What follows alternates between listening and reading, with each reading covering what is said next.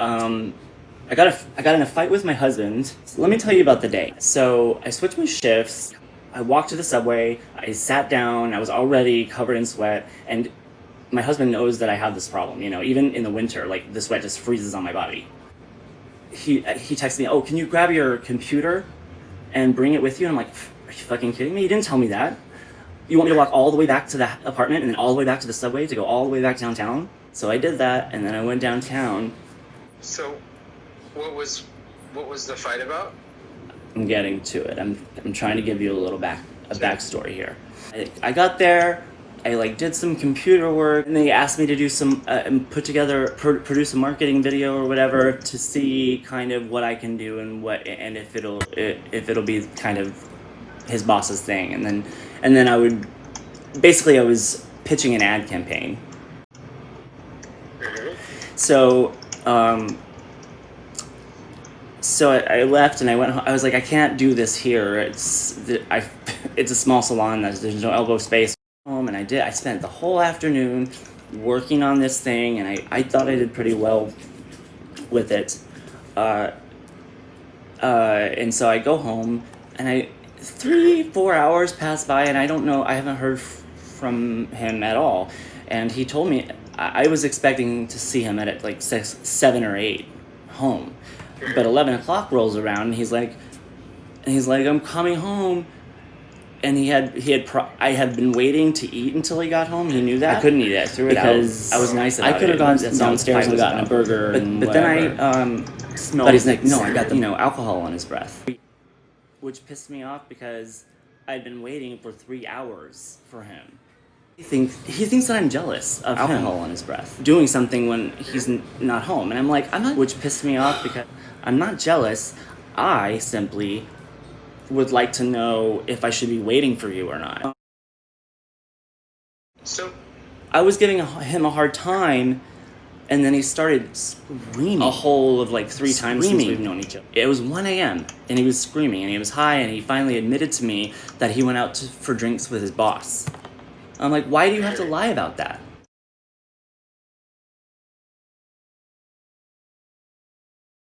I wound up hitting him in his face about that. no.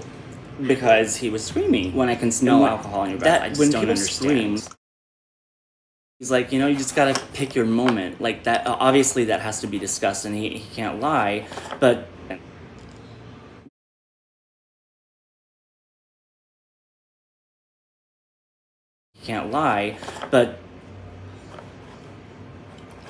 you coming at him when he's been drinking and you know that he is overactive when he drinks. I'm good at talking. And you come at him apparently it's not a good idea. Next time, just. Well, it doesn't sound like it's the drinking that triggered you as much as you waiting around and feeling like he wasn't being honest with you and forthcoming about what was actually going on. No, and you know what? As a matter of fact, that didn't even trigger me. The trigger was the screaming, because we have a roommate, and it was 1 a.m., and our rooms are separated by a thin wall.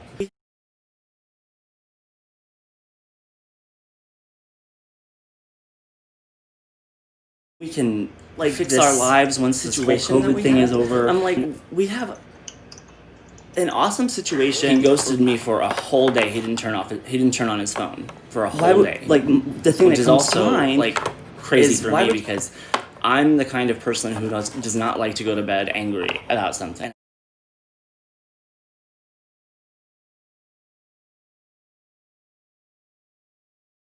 I don't like it. I usually insist on figuring it out now, right now. And I called him 80 times, and then he turned his phone off. And then the next day he made me wait too. He's like, I'm going to be back in the apartment at 2 o'clock.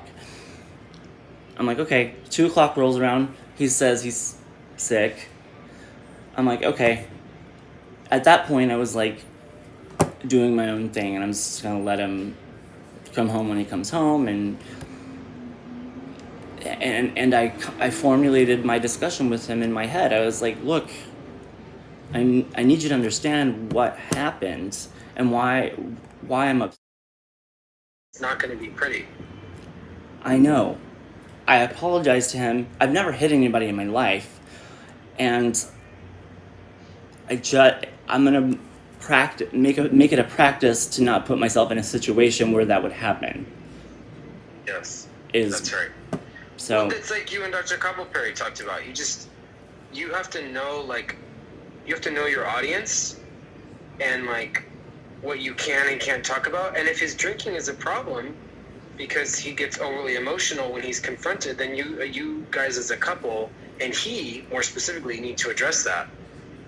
Right? Like, but if his drinking gets out of hand, that's not anything you can address for him. That's something he has to address for himself. No, and he usually does. He's very aware of what drinking does for him and what drinking does to me. He knows we're not supposed to drink together.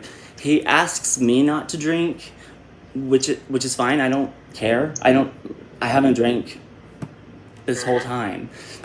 And I think maybe that made him feel guilty when he wanted to go out for drinks with his boss. And I never told him, I never said, hey, I'd rather you not drink. I never said that. He can drink, but why would he lie about it? That's weird. Because maybe he feels hypocritical. He's asking you not to drink, but then he's going to go out and drink. That's what I think. So it's not about necessarily just your thoughts and feelings and perceptions about it. It's his own projection and his thoughts and feelings about it as well. Right. And you don't want to get into a pattern of physical anything happening between you guys unless it's during sexual play. You don't want to get into a pattern of, like, hitting one another when you get frustrated with each other, or when you feel overwhelmed with emotion because of the behavior of the other. Listen, I'm feeling judged right now and attacked. It's not judged. It's what it sounds like. It's not. I'm not judging you at all. Because I'm trying to help you take this seriously because you're minimizing it. You're like, oh, it's fine. We're fine. no, because I've already been through the talk and the self hatred over it, and I talked to Dr. Coppelperry about it. I need to be past it now and know what to do and if there's ever a situation again. And I've talked about that. I just wanted to let you in on that conversation.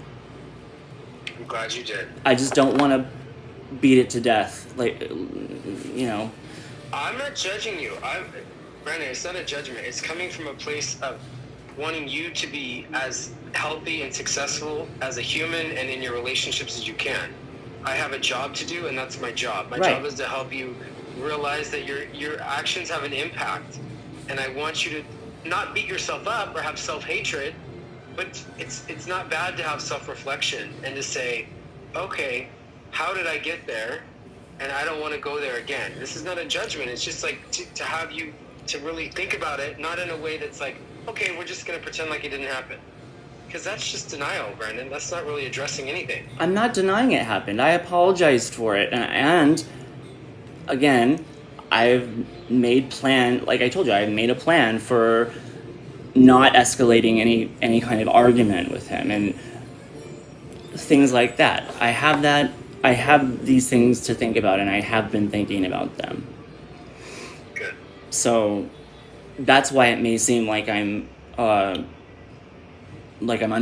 it, because I've already overplayed it. It's already been a big deal for the past couple weeks. Like, No, I know how hard you are on yourself. I'm not saying this to try to make you more hard on yourself. I'm saying this because I don't want you to get into the habit of glossing over difficult relational stuff, because any relationship is going to go through difficult stuff. Like it's just, but it's more like we create relational patterns with people. So all I'm saying is, like, you got to nip this in the bud now, because this can easily become a pattern, and then you'll be like, I don't even know how we got here. 6 months from now, this could be something that happens more times, and then you're like, I don't know how this happened.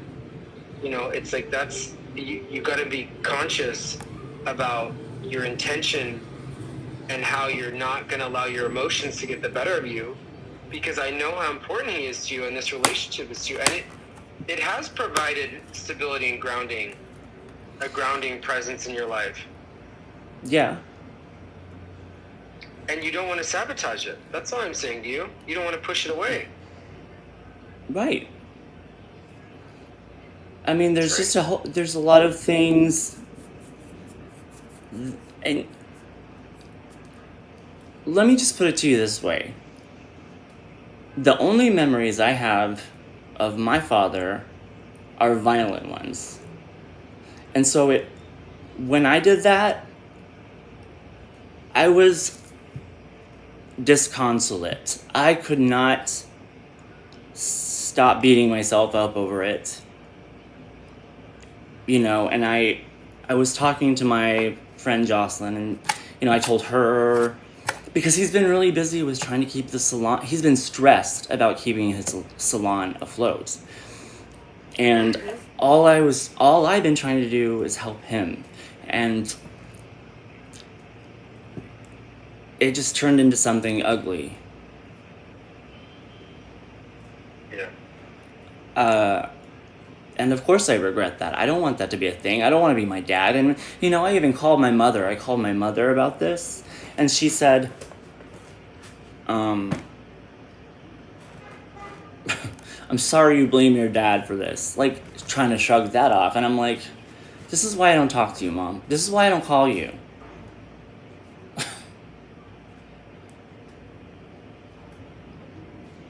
But what did that make you feel like when she said that?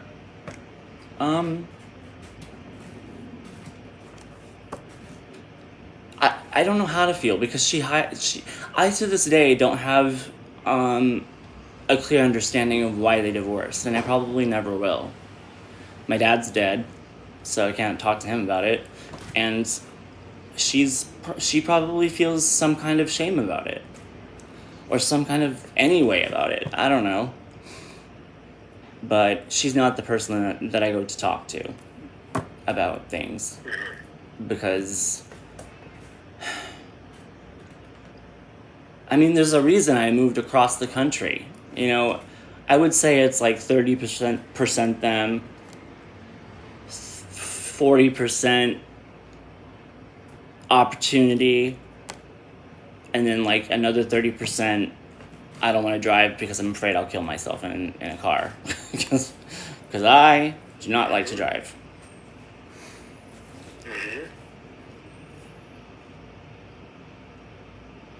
What is it about their separation that's coming up for you? Like, you talking about that now, what is making you think about that, about them divorcing? I think about it all the time. I get angry. I get angry that well, no, I wouldn't say I get angry. I can't let myself feel angry, because my dad, here's the thing about my dad. Everybody knew that there was something wrong with my dad, right? He had something going on with his brain. My mom, gave me several different, stories about what's wrong with him. And even my granny admits to there being something wrong with my dad. And it's probably, the same thing that's wrong with me.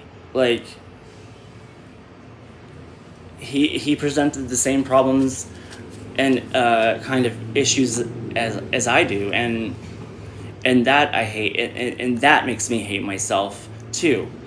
The fight made me think about that, and then I went down a depression spiral about that. Okay. Okay.